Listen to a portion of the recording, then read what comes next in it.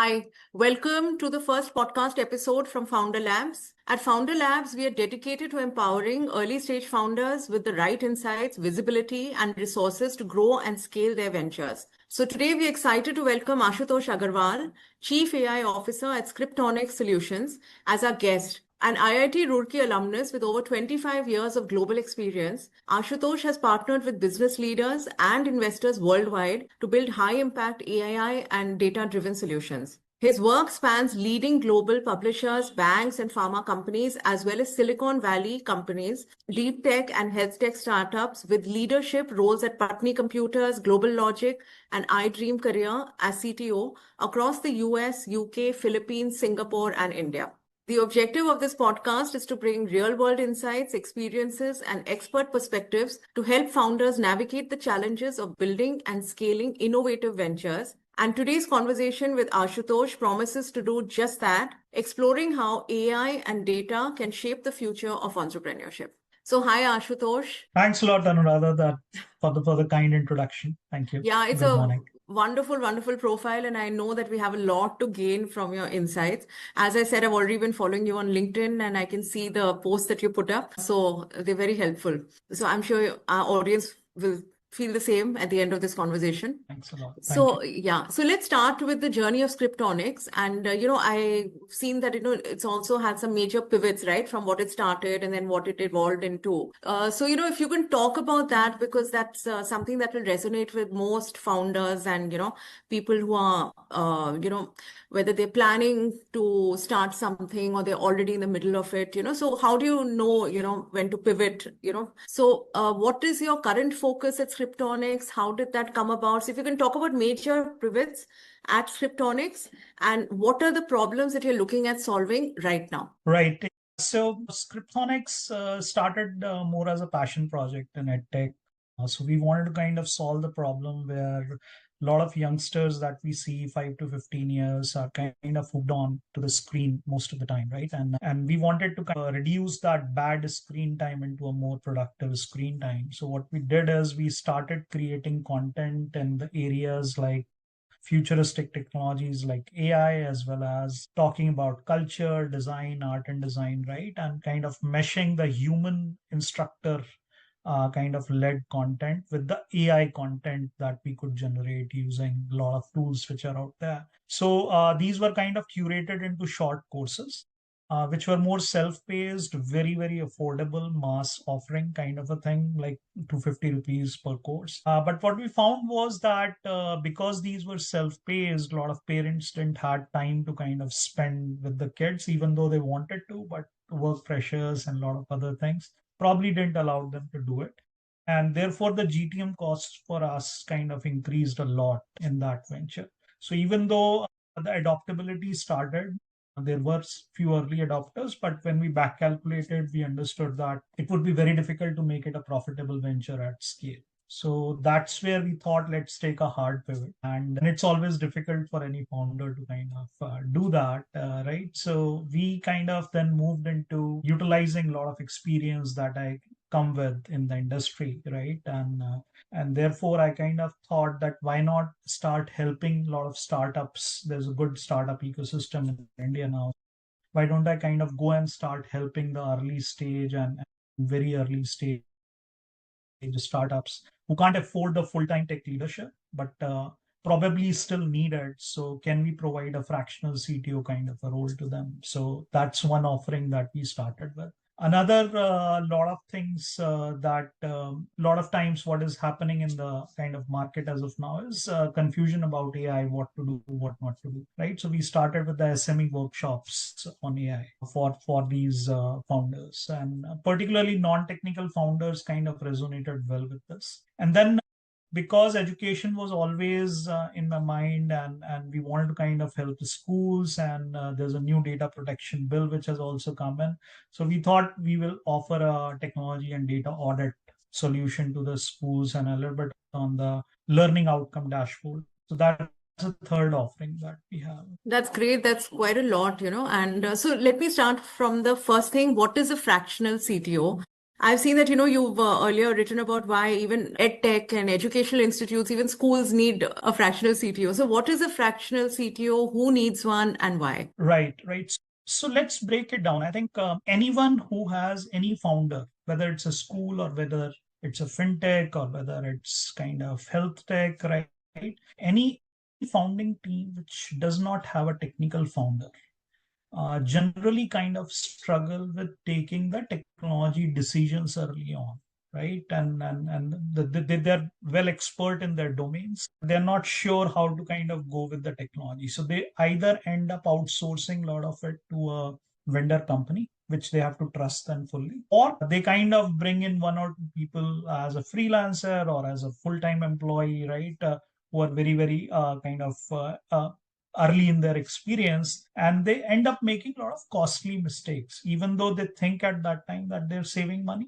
But what they end up doing is, I have seen scenarios where founders have burned upward of lakh rupees without getting really traction on the technology side, right? So what I really recommend is that any founding team which has a non-technical background should at least budget about 15 to 20% of their technology costs that they are willing to spend on a tech leadership, and kind of bring in a person who comes with industry experience and bring that person as a fractional CTO or technical advisor, whatever you want to call that person, and basically start taking that guidance early. So that's where the fractional CTO comes in. So there are very small things, like a lot of things you can now buy off the shelf rather than building it on your own, or with the kind of budget that you have, what you should be achieving to build within the time frame and resources you have.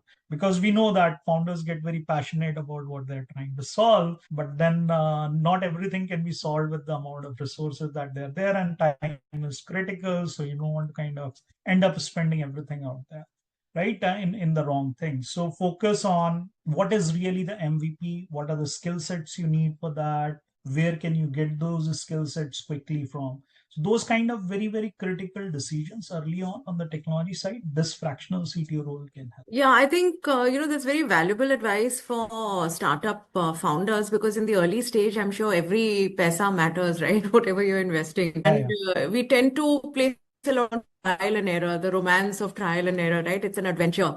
But then why not reduce the error, right? And so if you get an expert True, in true, a true. fractional CTO as at a Yeah, fraction you of your nailed it on the budget, head. then. So, another thing, we talk about AI and data, it's everywhere, and you feel like if you don't have that, then you're missing out. So people are just rushing into it, right? So can a company today do without it? Data and AI we are talking about, right? You can break it down better.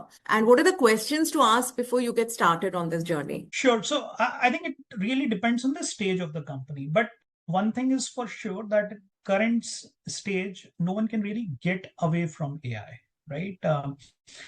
It's like putting your head in the sand and thinking that nothing would happen. Really, I mean, AI is really super important. Now the question comes: should you build it on your own, or is can my use case be solved by a product which is available off the shelf, right? And in 80-90% of the scenarios, what I've seen is you don't need to reinvent the wheel. There are a lot of products which are out there which you can use for the purpose that you want to solve it from, at least in the early stage. But once you're kind of getting into a pre-series A kind of scenario, or a series A kind of a scenario, where you might need to now start building your moat around AI, right? That's where I think, and given all the compliance scenarios, I think you should start kind of building the right data engineering practices and think about the AI high value use cases for your domain, for your company, which then become a moat for you. And even kind of the right set of investors who will come in, if they have a right industry experience, they also push you towards that direction. Because so for example, if there is a kind of say a prep company for any educational institute, right?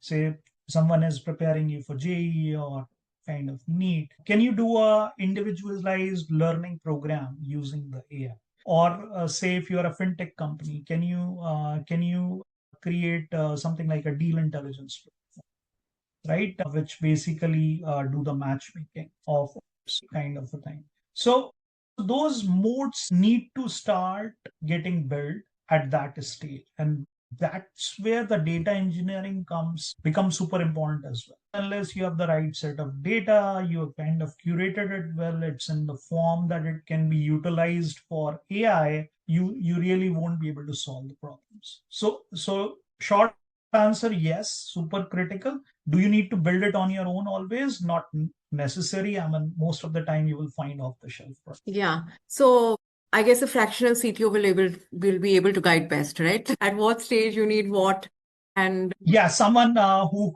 right, no, I just right. Yeah, if fractional CTO comes with the AI and data engineering, yeah, yes, I just put that I out should be there. able. So you've already mentioned a few examples of where it's important and all that, and you've also been leading a lot of AI workshops for SMEs. And as a fractional CTO also you see a lot. So could you talk about some challenges, some use cases, some case studies, and what you have seen around you, and how can these challenges be addressed? Any practical examples that you can share? Sure, sure. So I think there are two areas where most of the SMEs kind of start losing out early on, right? One, they should be cautioned early on, right? One, there has to be a clear decision maker or a kind of a champion for the AI use cases which are being done and are being planned for.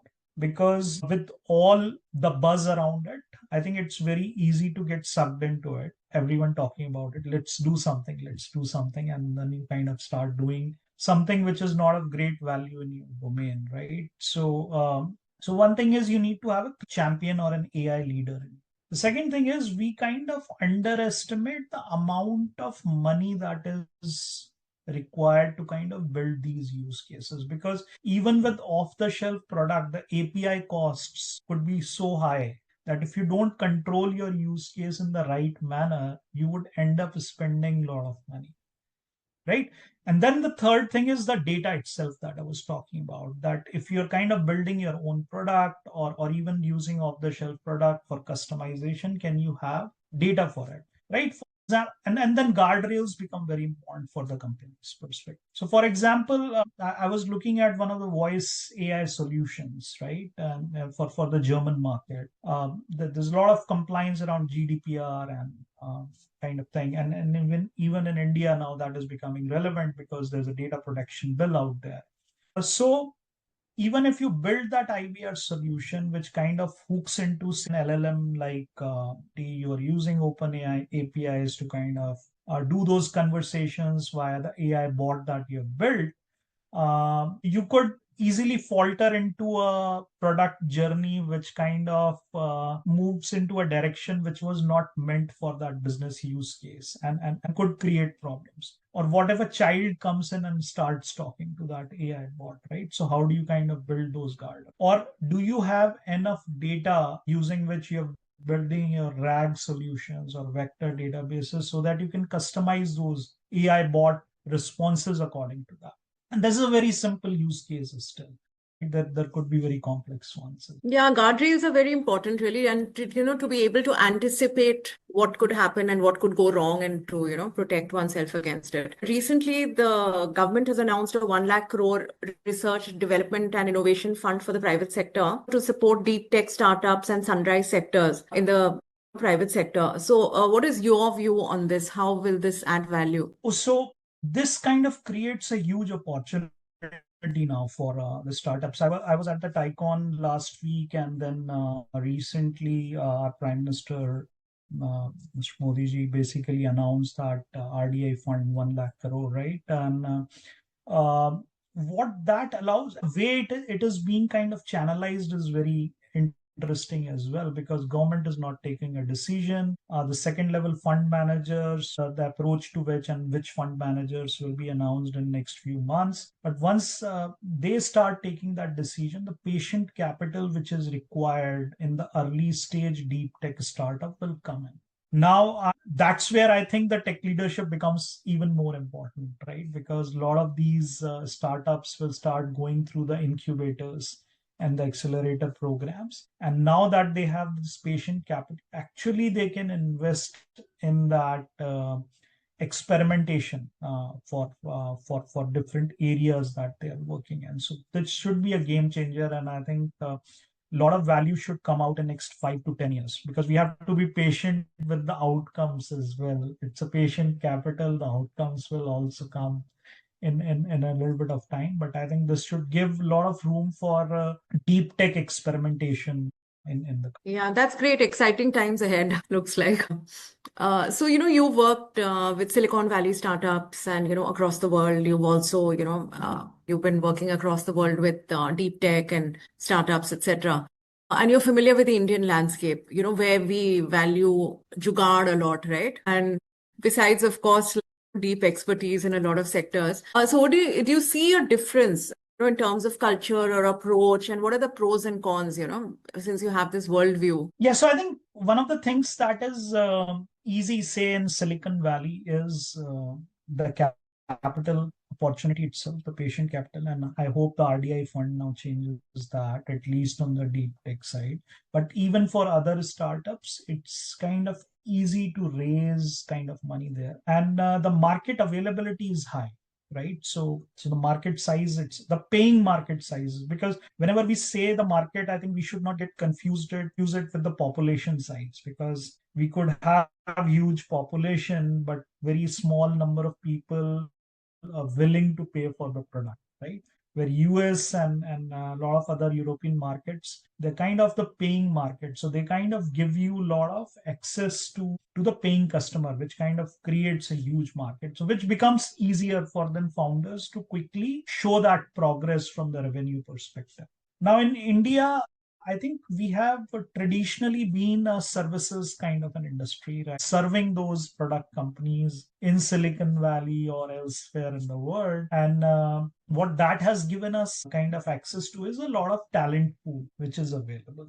Now, even though that talent pool knows how to build those products for the external market, we haven't yet tapped that for the Indian market per se, right? So even though that talent pool is there, the layer which basically kind of charges them in the direction of kind of building those products, that layer is clearly missing in India. And a lot of people are kind of coming back from US to kind of take that charge. Even experienced founders in India kind of have started to take that charge. But that is still in the early phase. But I'm sure that's kind of going to change. Another thing is, I think the cultural thing itself. I mean, we all kind of talk about it, but very simple things like we say that in India we are asked to work 10 to 12 hours, but then if you kind of drill that down further, there are very simple things on productivity side. Are you showing up on time? Right? How many breaks you're taking, right? Or are you kind of really in the zone of kind of doing that thing? And it has to do a little bit of process thing as well, but very simple things like showing on time, right?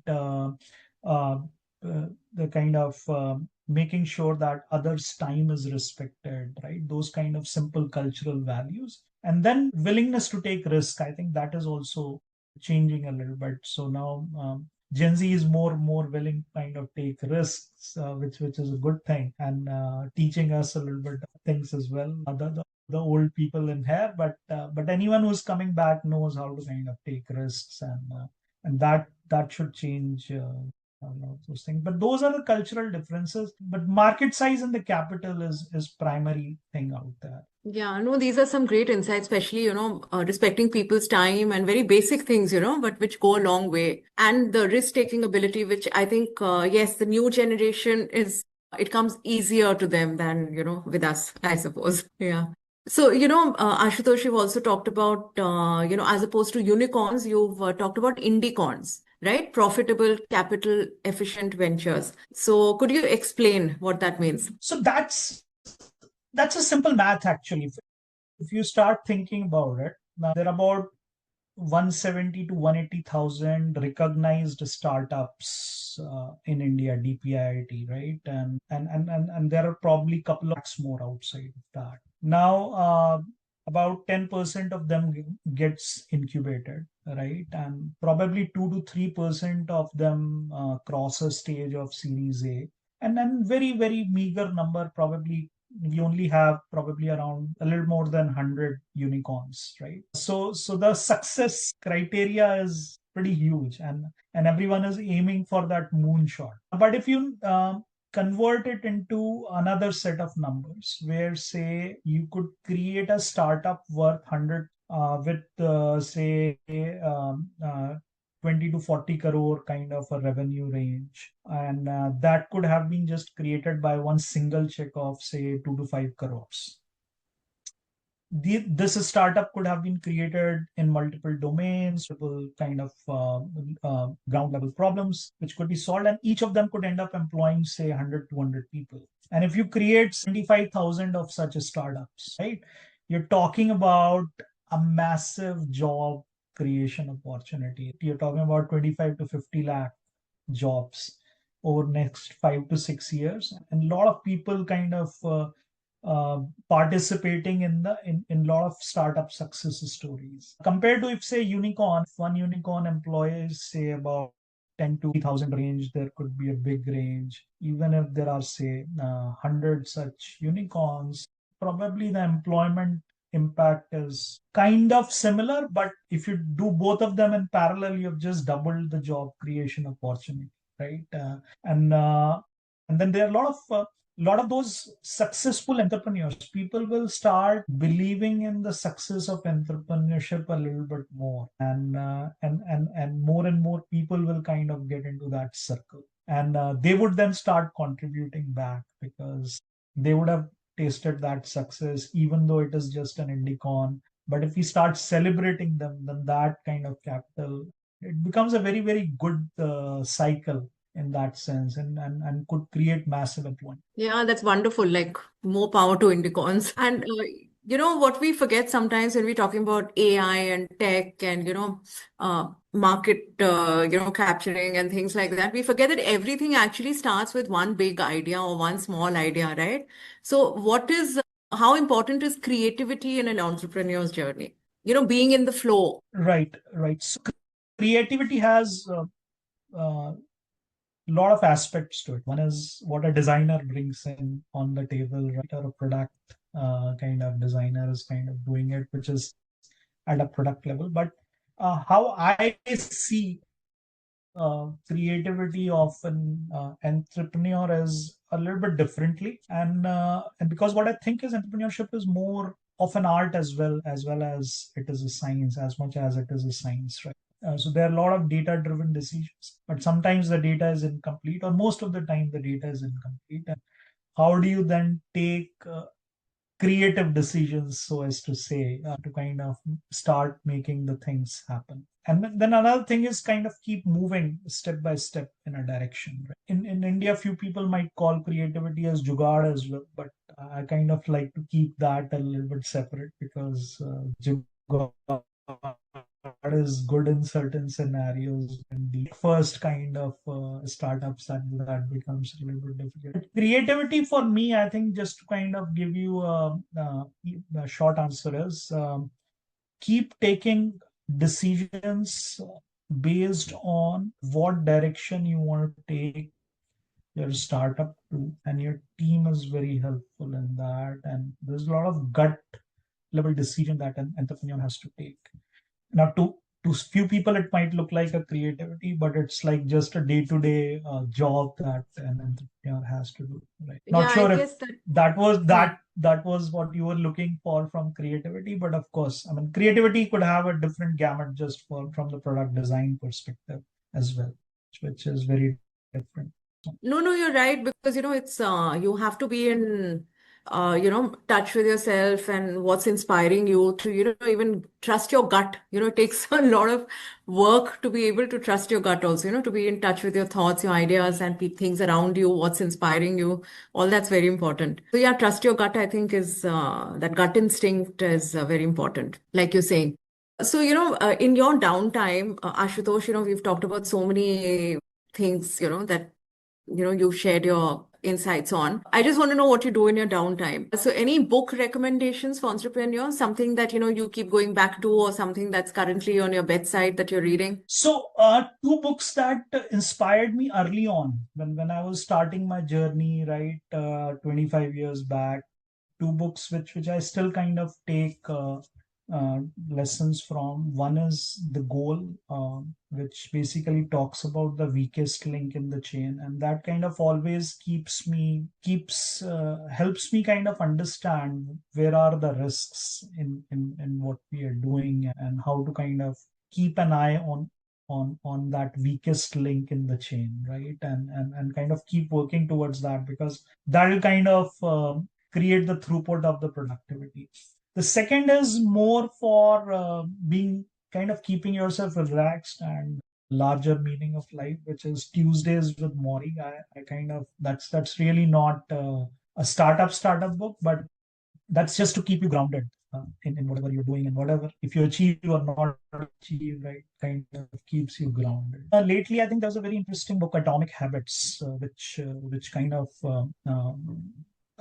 I think it kind of is a flow. How do you kind of cultivate habits which kind of lets you keep moving in a direction, piece by piece by piece, by cultivating that kind of habits, kind of gets something small gets done every day, which kind of result into a larger piece. And the concept of flow time in a related book, where that could kind of really increase your productivity again. And then lately, I think I have once since I've become a founder, I think sales is something which every founder needs to learn, and is a very, very important trait that everyone needs to learn. So I kind of came across this book, Neuromarketing, which is very interesting and talks about how the human brain works, and basically takes the signals from, and when is it more receptive, when it is not receptive. For example, the initial and the later part of when you are presenting something is super crucial for your audience. I think anything in between kind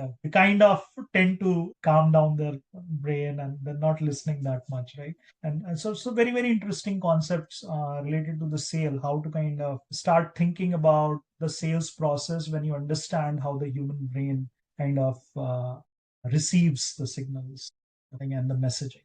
So it's both marketing and sales, but very, very important trait for any founder to kind of start thinking about, because it's not just tech, it's not just operations.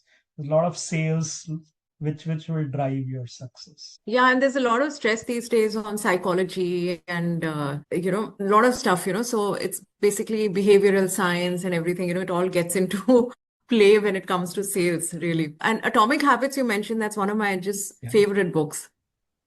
It's really a game changer in so many Awesome. ways. I love the way he talks about habit stacking, that, if you want to start a habit, just stack it on top of something that you do every day, and then, it's kind of scheduled. So that's really worked for Right. me. Yeah. So tell me, any person living or, not living, who inspires you, whose journey inspires you. Right. So I think there is a professional side of the thing, there is a personal side of the thing, right? So on the professional side, there have been a lot of people during the professional journey, but nowadays, I think whenever I meet young entrepreneurs, I get inspired a lot. Like last week only, I was listening to someone in Tycon, IIT Bombay, doing a startup in wastewater treatment, and doing miniature robotics, right? Very, very inspiring. So there's a lot of inspiration on the professional side all around. Of course, there's not one person whom I can name in this, but I think there's a lot of inspiration around now, where based on what that person has done in that kind of time frame, kind of inspires me a lot. But on the personal side, I think I would say um, I've always been inspired by my father. He has had a very simple life, very simple aspirations, yet very happy, right? And very difficult, I find, people to still do it. I think it's very difficult for me to kind of become like him, because I kind of keep moving in all the directions, thinking about a lot of other things, physical things in the life. But I think if you get contented early on, and basically want to just give, then I think life becomes easier. But it's very difficult to kind of get into that. Yeah, I think it's, there's a difference between being content and stagnating and being happy. Happiness is a state of mind. So I think if your father and you in turn can achieve it, I think that's a great battle won. It's really. So tell me, how do you unwind? That brings us to this question. How do you unwind? Because we talk about a lot about work-life balance, right? Yeah. So how do you do that? So I have two daughters. So elder one is now in 12th, so she doesn't get a lot of time. But few years back, I used to play with her a lot. But younger one, she's in 7th. I play probably badminton with her every now and then. We kind of tend to spend a lot of time talking about different things. So that's a great unwind. Bit of a music lover. I like to sing, so I could sing to myself when I'm driving car alone, right? And unwind that way while I'm going to work or coming back from work, right? If I'm alone in the car, I can really sing to myself and basically. What do you like to sing? I'm just curious now. No, I think, yeah, music has always been part of my life. In school, I was part of the choir. In college, I was basically part of the music kind of thing. I don't do it like more publicly now, but yeah, it's a great unwinding for me. I know if I'm alone, I can just sing to myself, or even in the group sometimes. Oh, that's so nice. So what's your playlist like? I want to know. So playlist, I think it's mostly the kind of songs in 60s as well as late 2000s as well. So all kind of songs really. Yeah. Okay, great, Ashutosh. Any message for, whoever's listening in? Yeah, so I think if you're a founder who's listening in, exciting times, keep doing. I know it's a tough journey. Everyone needs a shoulder to cry on. So do it with a co-founder if you can find one. If you're a kid who's listening, again, exciting time ahead. A lot of ecosystem is developing in India. I think entrepreneurship is probably the best career that you could have in life. So yeah, well, that's about it. Thank you. Yeah, that's great. You said get a good co-founder, get a fractional CTO, maybe to avoid the trial and error and losing money over things which could have been avoided. And like, inspired by a father, keep it simple, stay happy, right? Yeah. Thank you so much, Ashutosh, for doing this. Thanks for having me, Ananda. Thanks a lot. Yeah, our pleasure completely.